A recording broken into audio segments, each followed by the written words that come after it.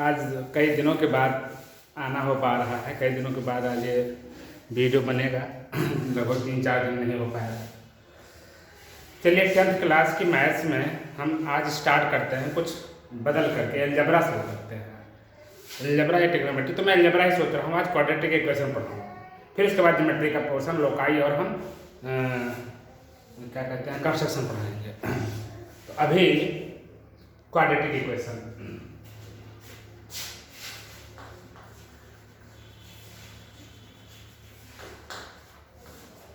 Quadratic equation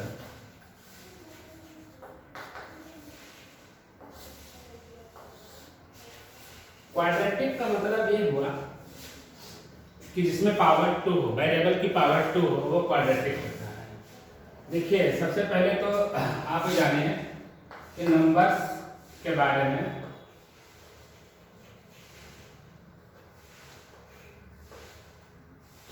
एक तो होता है कांस्टेंट्स और एक होती है वेरिएबल। वैसे नंबर जो होते हैं रैशनल और इरेशनल, ये अभी बात आएगी, रैशनल और इरेशनल। लेकिन रैशनल इरेशनल में जो यूज होते हैं, एक कांस्टेंट यूज होते हैं, दूसरे वेरिएबल होते हैं। इनको मिला करके, इनके कॉम्बिनेशन से, यानी कांस्टेंट वेरिएबल को मल्टीप्लाई कर करके टर्म्स बनाते जाए और कुछ नंबर आप टर्म्स ऐड करके एक एक्सप्रेशन बनता है। तो सबसे पहले एक्सप्रेशन बनता है। एक्सप्रेशन मतलब कि हमने बताया कि इनके प्रोडक्ट से कांस्टेंट वेरिएबल, कांस्टेंट्स और वेरिएबल्स। देखिए वेरिएबल्स वो होते हैं जिनकी वैल्यू वेरी करती है, इसलिए इनको वेरिएबल कहते हैं। जैसे कहा जाए कि किसी इक्वेशन में x + 3 = 9, तो उस इक्वेशन में x की वैल्यू 6 है। अगर कहीं में कह दिया जाए x + 9 = 18, तो वहाँ पर x की वैल्यू 9 हो जाएगी। x + 9 = 18, तो x = 9 हो जाएगा। यानी x की वैल्यू यहाँ पर, और x + 6 = 3, तो x = -3 हो जाएगा। यानी x कुछ भी वैल्यू रख सकता है। ये नहीं कि किसी इक्वेशन में वो अपनी एक एश्योर्ड वैल्यू रखता है, एक फिक्स वैल्यू रखता है, बाकी जगहों पर वो डिफरेंट हो जाता है। लेकिन अगर कहिए कि 18 की वैल्यू या 9 की वैल्यू, तो ये अपने आप में जहां कहीं भी आएगा, चाहे किसी क्वेश्चन में आवे, जैसे यहाँ पर 9 आया है, तो दूसरे क्वेश्चन में भी 9 आता है। मान लेते हैं x + 6 = -3, तो x = -9। यहाँ पर जो 9 की वैल्यू, वही 9 की वैल्यू यहाँ होगी।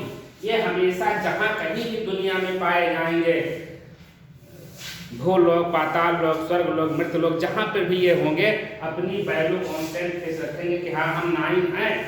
x ये नहीं कहेगा कि हाँ हम 9 है या 8 है या 10 है। तो ये वेरिएबल्स होते हैं। x की वैल्यू किसी भी इक्वेशन में कुछ आएगी, y की वैल्यू कहीं कुछ आएगी, z की कुछ आएगी। तो variables are denoted by the letters x, y and z. Usually, generally, we denote the variables with the letters x, y and z letters. Constants are denoted by a, b, c, d करके x, y, z को छोड़ करके। Fraction कोई भी होगी p/q के form में, पाई भी वैल्यू वही होगी 22.725। ये सारे वैल्यू जो हैं, ये सब सारे कांस्टेंट्स होते हैं। इनको हम ABCDEFGH लेटर से जनरली लिखा करते हैं। तो कांस्टेंट्स और वेरिएबल्स होते हैं। इन्हीं कांस्टेंट्स और वेरिएबल के साथ, मान लेते हैं यहाँ पर a लिया, यहाँ पर x लिया, तो ax, यहाँ पर b लिया, यहाँ पर y लिया, by, और इनका प्रोडक्ट करते हुए चले जा रहा है cz = समथिंग कर लिया, मान लेते हैं ये value = pk।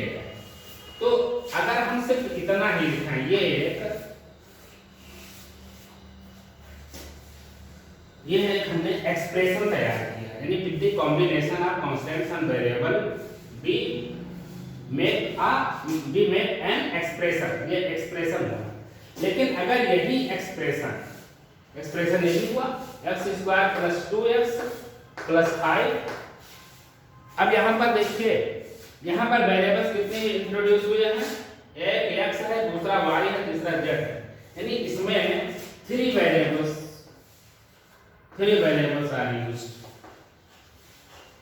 Three variables and a b c are parameters या कांस्टेंट्स, इसका कि थ्री कांस्टेंट्स भी यूज हुए हैं यहाँ पर।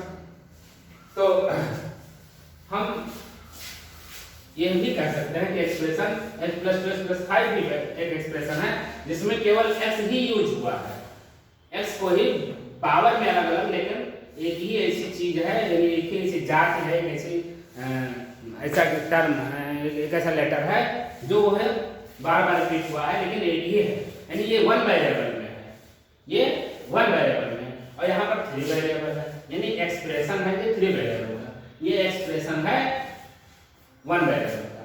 लेकिन अब इसी को अगर हम इक्वल टू समथिंग किसी को बना दें, तो जब इक्वल लग जाता है तो इक्वल से ही ये इक्वेशन बन जाते हैं। क्या बन जाते हैं? इक्वेशन बन जाते हैं, इक्वल से ही ये इक्वेशन बन जाते हैं, यानी एक्सप्रेशन एक इक्वेशन बन जाता है जब हम किसी के इक्वल कर देते हैं उस क्वांटिटी को। अब यहाँ पर थ्री वेरिएबल्स को, एक एक्सप्रेशन है थ्री वेरिएबल्स का, एक एक्सप्रेशन है वन वेरिएबल का, ये है expression in one variable, expression in one variable. और ये पहले था एक एक्सप्रेशन, अब इसको हम कह सकते हैं इक्वेशन, क्योंकि इक्वल टू p कर दिया तो ये हो जाएगा equation in three variable, equation in three variable. अगर ये इक्वल नहीं लगाए होते तो एक्सप्रेशन इन थ्री वेरिएबल्स हो जाता। तो एक्सप्रेशन और इक्वेशन समझ में आया। अब कोई एक्सप्रेशन पॉलिनोमियल बनेगा, पॉलिनोमियल बनेगा अगर वेरिएबल की टू दी पावर, अगर वेरिएबल की जो पावर लगी होती है, वेरिएबल टू दी पावर जो इंडेक्स होती है, वो पावर कोई होल नंबर हो। क्या हो? होल नंबर हो, होल नंबर हो, यानी पॉजिटिव हो, जीरो भी कांस्टेंट किया जाता है। इसका मतलब अगर x की पावर 0 लिखा है तभी पॉलिनोमियल में आएगा।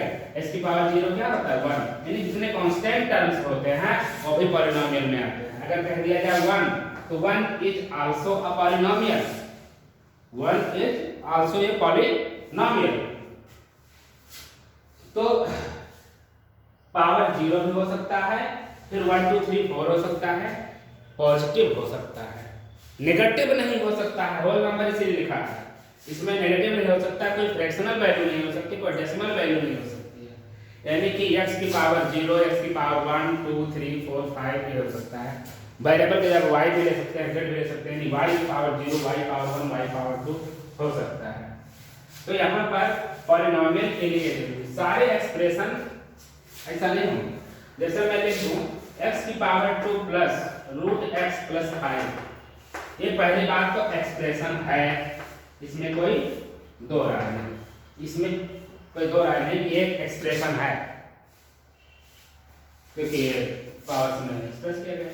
लेकिन अगर मैं इसको अगर लिखूं x² प्लस x की पावर हाफ प्लस, यहाँ पर तो 2 तो ठीक है, होल नंबर है, लेकिन ये हाफ, ये होल नंबर नहीं है, यानी इज नॉट अ पॉलिनोमियल, ये पॉलिनोमियल नहीं है क्योंकि ये हाफ एक होल नंबर नहीं है। पॉजिटिव इंटीग्रल वैल्यू होनी चाहिए, पॉजिटिव इंटीग्रल वैल्यू होनी चाहिए। तो ये हमने पहले आपको बताया कि क्या होते हैं वेरिएबल्स, क्या होते हैं कांस्टेंट्स। फिर वेरिएबल और कांस्टेंट्स के कॉम्बिनेशन से इनके प्रोडक्ट कर करके हम टर्म्स बनाते चले जाते हैं और लिखते चले जाते हैं, तो वो एक्सप्रेशन बनकर तैयार होता है। उसी एक्सप्रेशन को अगर हम किसी और के इक्वल कर दें, चाहे वो कांस्टेंट वेरिएबल हो, कांस्टेंट हो या वेरिएबल हो, या कोई एक एक्सप्रेशन को दूसरे एक्सप्रेशन से इक्वेट करा दें, तो एक एक्सप्रेशन भी अगर दूसरे एक्सप्रेशन में इक्वल है तो वो भी एक इक्वेशन बनके तैयार हो जाता है। जहां भी इक्वालिटी की बात आएगी वहां पर इक्वेशन की बात आएगी। तो इस तरह से ये हमने इक्वेशन बताया। फिर वही एक्सप्रेशन पॉलिनोमियल बनेंगे जिनमें variable to the power whole number हो। जो वेरिएबल की पावर हो वो होल नंबर होने चाहिए, यानी पॉजिटिव इंटीग्रल वैल्यू होनी चाहिए। That should not be negative और एनी फ्रैक्शनल वैल्यू। तो ये है आपके लिए कितना। अब पॉलिनोमियल में ये भी एक पॉलिनोमियल है क्योंकि x पावर 2 है, x पावर 1 है, पॉलिनोमियल है। अब पॉलिनोमियल में कितने तरीके के आते हैं बात है।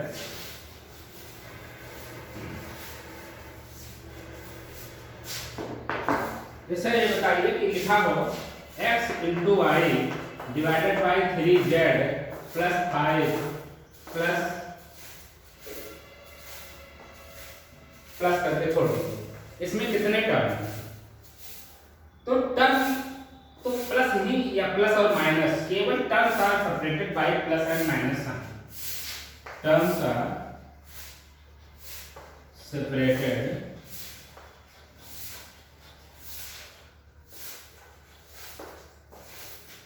बाय प्लस और माइनस साइंस ओनली, इनटू और डिवाइड से नहीं होंगे। यानी इस टर्म को हम ले सकते हैं क्या, x इंटू वाई है अपान 3z। देखिए सिंगल आपको टर्म दिख रहा होगा, प्लस 5, यानी दो टर्म है। तो जिसमें एक टर्म हो यानी केवल वन टर्म हो उसको हम कहते हैं मोनो। वन को मोनो से केमिस्ट्री पढ़ा होगा, मोनोऑक्साइड, मोनोमियल कहते हैं। पॉलिनोमियल में देखिए मियल जो लगा होता है इसी को लगा जाता है नॉमिनल, मोनोमियल।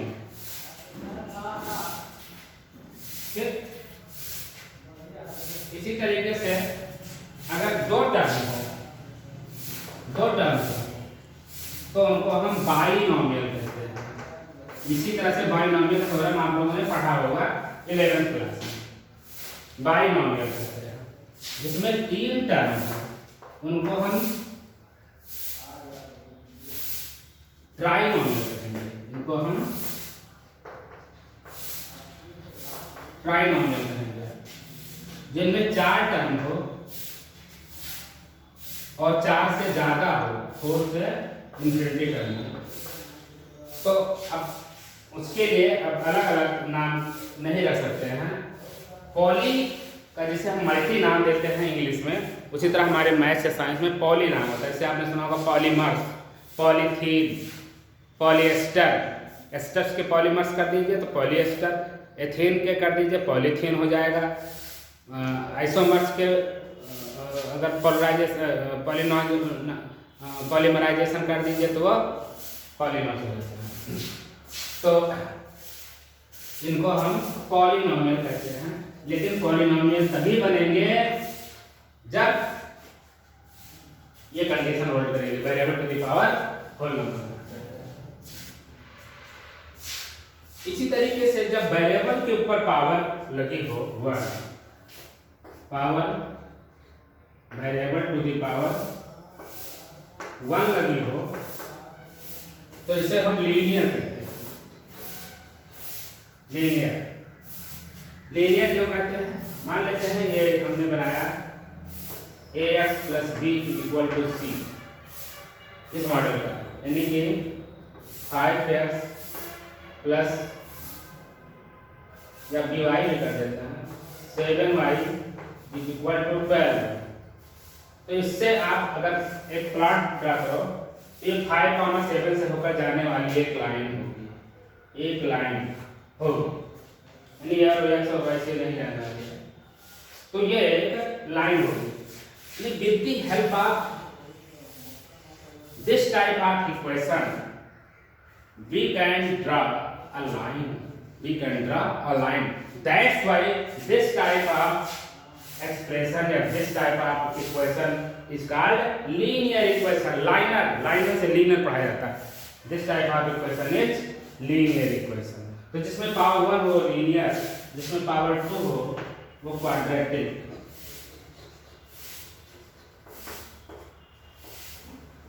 जिसमें पावर 3 हो वो क्यूबिक, जिसमें पावर 4 हो बाई क्वाड्रेटिक, जिसमें पावर 4 हो बाई क्वाड्रेटिक। और उसके बाद अगर है तो यहाँ जैसे कहते हैं पॉलिनोमियल हैविंग कितने टर्म्स, मान लेते हैं n terms, having n terms, तो यहाँ पर 5 या 5 से ज़्यादा हो तो लिखते हैं equation nth power nth degree कुछ भी कर लेते हैं, यानी पावर को डिग्री कर लेते हैं। तो हमारे पास क्वाड्रेटिक इक्वेशन जो होगा उस क्वाड्रेटिक इक्वेशन में ये समझना होगा क्या क्या चीजें होती हैं, इसी को आज हम लेकर के चल रहे हैं। अब इन दोनों को मिला करके हम एक चीज सिखाते हैं आपको, इधर की चीजें मिला देता हूँ,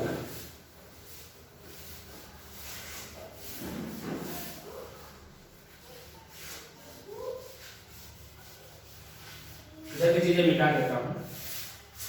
जैसे मैंने लिखा ax square plus 2hxy plus by square plus 2gx plus 2fy plus c is equal to 0। एक बहुत बड़ा इक्वेशन आपको दिखाई दे रहा है जो एक कॉनिक सेक्शन का है, 11th में आपने पढ़ा होगा। ये कॉनिक सेक्शन का इक्वेशन होता है। इसमें आप देखें कि कितने वेरिएबल्स यूज हुए हैं, वेरिएबल्स कितने यूज हुए हैं, x एंड y घूम घुमा के आए। यहाँ x की पावर 2 x y, y की पावर 2 x y। जो कांस्टेंट्स यूज हुए हैं वो कौन कौन से हैं, कांस्टेंट्स कितने यूज हुए हैं, एक तो a रहा, 2 रहा, h रहा, b रहा, फिर 2g रहा और f रहा और c रहा। इतने कांस्टेंट्स यूज हुए हैं, यानी 1 2 3 4 5 6 7 कांस्टेंट्स यूज हुए हैं इसमें। There are 7 constants and 2 variables in the equation. So this type of equation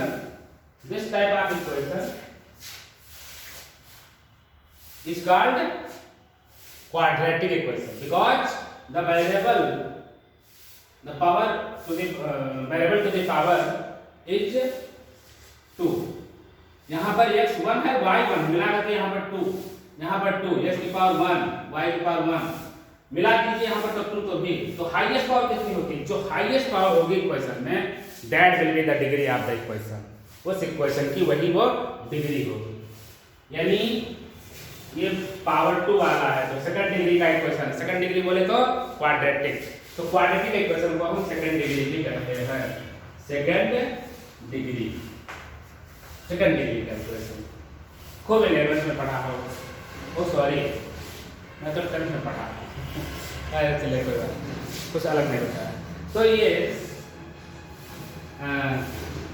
quadratic है और कितने वेरिएबल का है, x1।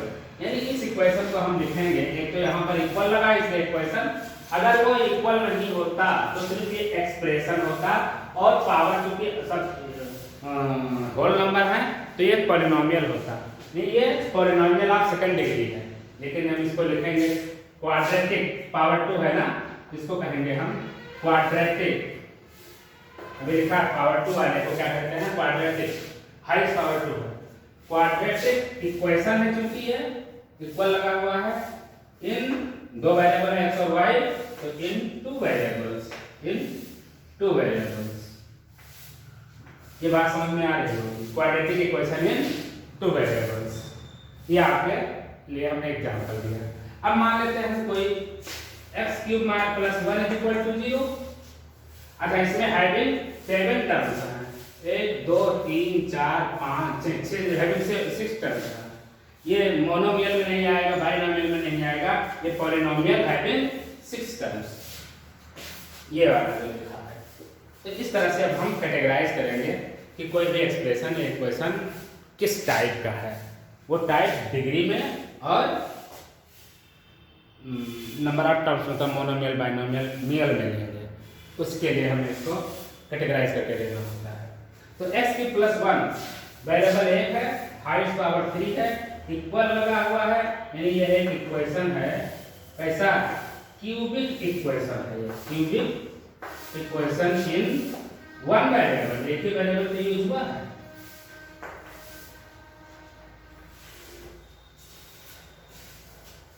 अब आइए, अब ये सोच रहे हैं आप कि इसमें दो ही टर्म है, चाहे तो क्यूब वाले में x³ + x² भी आता है, x भी आता है, तब कांस्टेंट आता है, तो इक्वल टू 0 होता है। इसके आगे कुछ भी 2, 3, 4 कुछ भी लगा सकते थे, कांस्टेंट भी लगा सकते थे।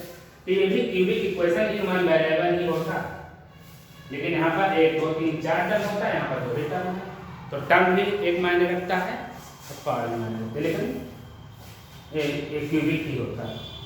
तो आइए अब हम पूरी तरीके से क्वाड्रेटिक इक्वेशन पढ़ते हैं और ये सब अब मिटाते हैं। एक चीज का भी जिक्र आना बाकी है, रेशनल और इर्रेशनल, अभी जिक्र आएगा, मैं उसको बताता रहूंगा। तो क्वाड्रेटिक इक्वेशन पढ़ना है हमको। क्वाड्रेटिक इक्वेशन का स्टैंडर्ड फॉर्म क्या होगा? फिर जैसे क्यूबिक का मैंने बताया कि कांस्टेंट बदलते जाओ, तो पहले a(x³) फिर x² वाला में कांस्टेंट b बना लो, bx² + cx + d = 0 कर लीजिए, या कुछ और कांस्टेंट को इक्वल कर लीजिए। तो क्वाड्रेटिक इक्वेशन का जो स्टैंडर्ड इक्वेशन है, स्टैंडर्ड इक्वेशन वो है पावर 2 आनी है, जिसका एक कांस्टेंट, पावर 2 के बाद एक नया कांस्टेंट, पावर 2 के बाद पावर 1 आएगी, इसका नया कांस्टेंट भी, फिर x के बाद खत्म, पावर 0 मतलब कांस्टेंट टर्म 0 1 हो जाता है, पावर x की पावर अगर 0 करते तो ये 1 हो जाता है, इसको छोड़ते हैं, नया कांस्टेंट c = 0। ये इसका स्टैंडर्ड फॉर्म है, x² + bx + c = 0। अब आप कहें कि सारे तीनों टर्म होना जरूरी है, हम कहते हैं x² + 1 = 0, this is also quadratic equation in one variable, ये भी वन वेरिएबल का है, इक्वल x भी यूज हुआ है।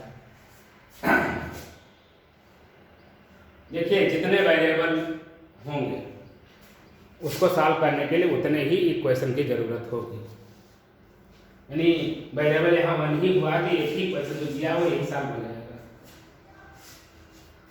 यानी सॉल्व होने का मतलब कि x की किस वैल्यू के लिए ये इक्वेशन सेटिस्फाई करता है, for which value of x the equation is satisfied, for which value of x is the equation satisfied। तो ये रहा स्टैंडर्ड इक्वेशन। अब इस स्टैंडर्ड इक्वेशन में, इस स्टैंडर्ड इक्वेशन को सॉल्व करने के लिए a की कुछ वैल्यू दी जाए, जैसे मान लेते हैं 1 दे दिया जाए, x² b की जगह लिख दिया 5, x के जगह x + c की जगह लिख दिया हमने 6 = 0। अब यहाँ पर x = 2 और 3 दोनों रख करके चेक करो, 2 रख करके भी देखोगे आप, तो 2 का स्क्वायर + 5 × 2 + 6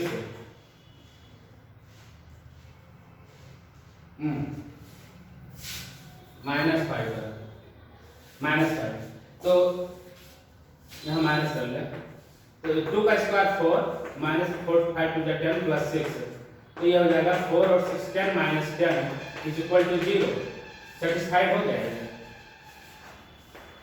=0 लाना था, =0 आ गया।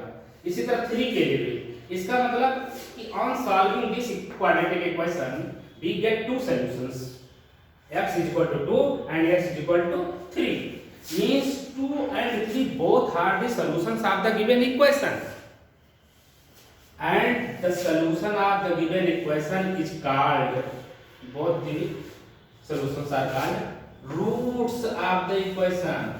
जब एक्सप्रेशन में था तो इसी को आपने नाम सुना था जीरोज। जीरोज में कहानी ये थी कि जब वो एक्सप्रेशन था, इसके लिए था क्वाड्रेटिक एक्सप्रेशन था, लेकिन इक्वेशन जब हो तो वहां पर रूट्स कहेंगे। ये जीरोज इसलिए कहते थे कि ये वैल्यू डाल देते थे तो एक्सप्रेशन की वैल्यू 0 हो जाया करती थी, यानी on putting the values of zeros the expression takes value 0, that's why it is called zeros. अब हम यहाँ पर देख रहे हैं कि अगर पावर 2 लगा हुआ है तो जितने पावर होंगे उसके उतने ही रूट्स निकल के आएंगे, यानी उतने ही नंबर ऑफ सॉल्यूशंस आएंगे। यानी कि अगर हमारे पास लीनियर इक्वेशन दिया हुआ जैसे x + 5 = 7 तो x = 1, x = 2, हाँ ठीक है, यानी एक सॉल्यूशन निकल के आएगा क्योंकि पावर यहाँ पर 1 है, यानी कि अगर डिग्री 1 सॉल्यूशन 1, डिग्री 2 यानी क्वाड्रेटिक तो सॉल्यूशन 2। इन्हीं को बाद में जो आते हैं इन्हीं को दोनों को रूट को हम अल्फा और बीटा कह लिया करते हैं। क्या कह देते हैं? अल्फा और बीटा कह लिया करते हैं। तो हम इस इक्वेशन को सॉल्व करने के लिए हमारे पास पहला तरीका होता है कि हम फैक्टराइज कर लेते हैं, फैक्टराइज कर लेते हैं। जैसे अभी वही इक्वेशन था कि x² - 5x + 6 = 0। इस इक्वेशन के लिए एक ट्राइनोमियल टर्म है, ट्राइनोमियल क्वाड्रेटिक का फैक्टराइजेशन करने का जो तरीका होता है कि फर्स्ट और थर्ड टर्म का मल्टीप्लिकेशन, फर्स्ट और थर्ड टर्म का मल्टीप्लिकेशन उसका दो फैक्टर ऐसा जिसका अलजेब्रिक सम सेकंड टर्म के इक्वल हो। जैसे फर्स्ट टर्म और थर्ड टर्म का मल्टीप्लिकेशन कितना है? 6x²। इसका दो फैक्टर क्योंकि प्लस है दोनों, प्लस प्लस, तो प्लस के दो फैक्टर या तो प्लस प्लस या तो माइनस माइनस। हमें जरूरत किसकी है? माइनस की, तो हम माइनस वाला लेंगे। फिर 6 के दो फैक्टर 2 3 जा 6 और x² के लिए x लगा लीजिए। अब मल्टीप्लाई के लिए माइनस माइनस का प्लस 2 3 जा 6 x² यानी इसके दो फैक्टर आ गए -2x और -3x। इन दोनों का अलजेब्रिक सम सेकंड टर्म -5x के इक्वल हो गया। और नहीं तो 6 का और हो सकता था, 6 1 जा 6 हो सकता था, वो हम 6 1 करने पे या तो 5 आता या तो 6 1 करने 7 आता, जो रिक्वायर्ड था 5 नहीं आता जिसकी हमें दरकार थी। तो हम फैक्टर भी ऐसा देखेंगे कि फर्स्ट और थर्ड टर्म का मल्टीप्लिकेशन उसका दो फैक्टर ऐसा जिसका अलजेब्रिक सम सेकंड टर्म के इक्वल हो। तो हमने यहाँ मिडिल टर्म स्प्लिट कर दिया -2x -3x -5x की जगह पर in the place of 5x we can write -2x -3x। और देखिए दोनों मिलाई -5x और इन्हें कहते हैं मिडिल टर्म को स्प्लिट करना। +6 = 0। अब यहाँ पर ये यहाँ पर दोनों में x कॉमन है, x कॉमन ले लेंगे तो x -2 -3 कॉमन ले लेंगे तो x -2 = 0। 3 2 जा 6। अब x -2 फिर से कॉमन हो गया दोनों में, x -2 और x -3 = 0। अब इक्वल टू 0 है, दो प्रोडक्ट का 0 होना मतलब हुआ कि आइदर दिस 0 और दिस = 0। तो जब x -2 0 होता है, when x -2 = 0 उस समय x की वैल्यू क्या होती है? 2 डाल दीजिए, 2 -2 0 होगा, 0 * समथिंग 0 कर देता है। और जब वो चीज होता x -3 = 0 तो x = 3 हो जाता है। देखिए ये 2 और 3 रूट्स आए थे, x = 3 है। तो पहला तो फैक्टराइजेशन तरीका है, हम इसको फैक्टराइज करते हैं। तो पहला तरीका फैक्टराइजेशन का है। अब फैक्टराइजेशन चाहे आप a² - b² लगाएं, a + b होल स्क्वायर लगाएं, या मिडिल टर्म स्प्लिट करें, या हम कोई भी अलजेब्रिकल आइडेंटिटीज लगाएं, उसकी मदद से हम फैक्टराइज करते हैं। फिर दूसरा होता है फार्मूला। ऐसे इक्वेशन आएंगे, ऐसा एक्सप्रेशन होगा जिसमें हम एक्सप्रेशन को फैक्टराइज नहीं कर पाएंगे, तो फिर वहां फार्मूला कहना है। फार्मूला, आइए फार्मूला कैसे बन के आया। इस फार्मूले को दो लोगों ने तैयार किया, एक तो श्रीधर आचार्य, श्रीधराचार्य, और दूसरे इंडियन के थे, मुस्लिम थे, उमर खयाम ने निकाला इसका। उमर खयाम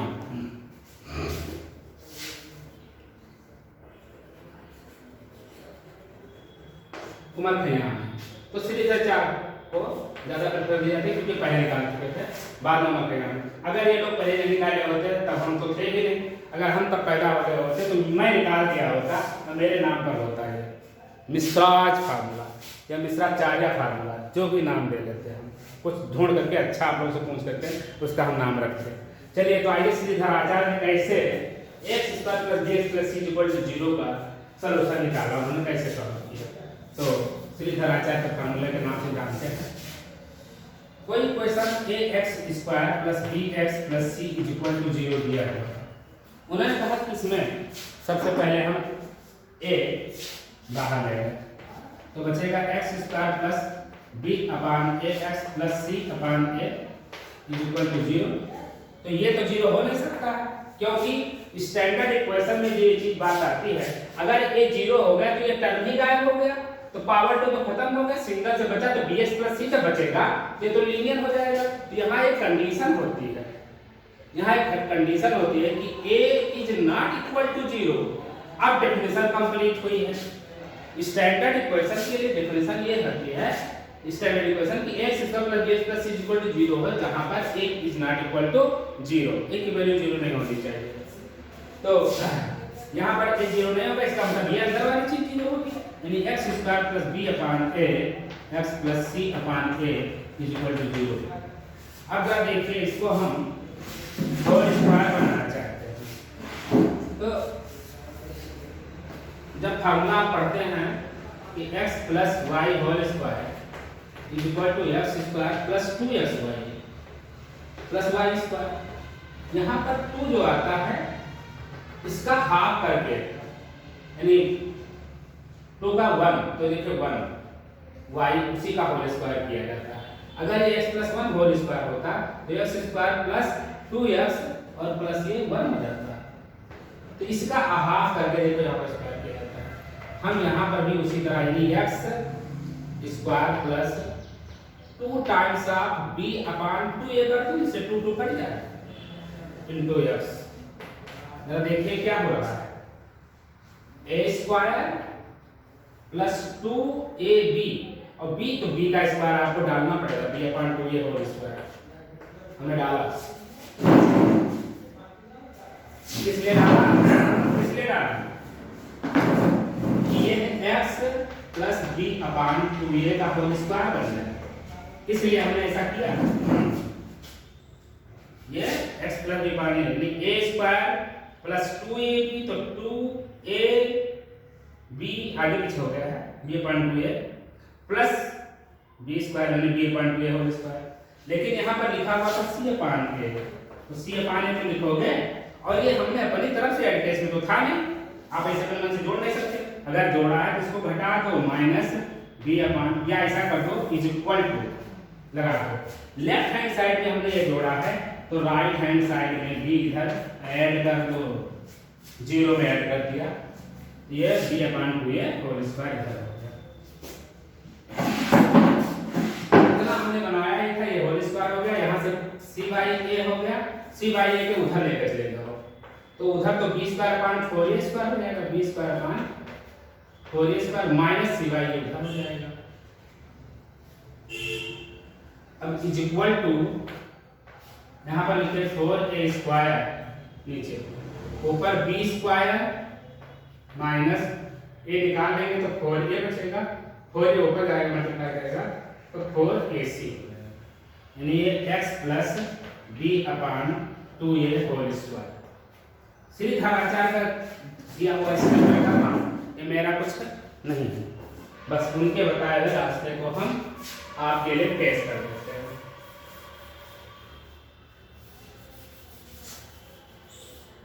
अब ये होल स्क्वायर है, ये होल स्क्वायर है, इधर लाएंगे तो रूट में आ जाएगा, यानी कि x plus b upon 2a is equal to under b square minus 4ac upon 4a square. जब रूट लगाते हैं इधर तो ये प्लस और माइनस दो वैल्यू तो देगा, तो यहाँ पर प्लस और माइनस लगा लेते हैं। ये बात समझ में आ रही है? अब यहाँ से x इधर रखो, तो x इज इक्वल टू ये b अपान 2a प्लस में है, राइट साइड में लेकर जाइए तो माइनस b अपान 2a हो जाएगा, जो कुछ भी है प्लस वाला माइनस बना देगा, तो minus b upon 2a plus minus ऊपर under root b square minus 4ac रहने देते हैं, और जो ये 4a स्क्वायर है इसको स्क्वायर रूट से बाहर निकाल सकते हैं, तो 2a आ जाएगा, 4 का 2a स्क्वायर रूट ऊपर ही रखा, नीचे नहीं रखा।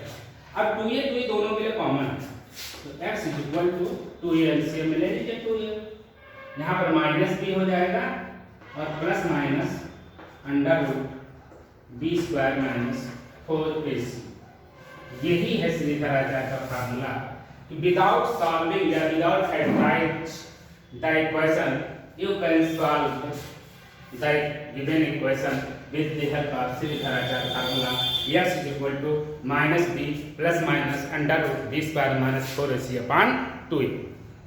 बहुत ही आसानी से ये लग सकता है। तो इतना एक लेक्चर के लिए काफ़ी है। मैं इसी को तुरंत कंटिन्यू कर दूंगा फिर से दूसरे वीडियो में। तो बस इस वीडियो के लिए बस इतना ही। आज के लिए नमस्कार, जय हिंद।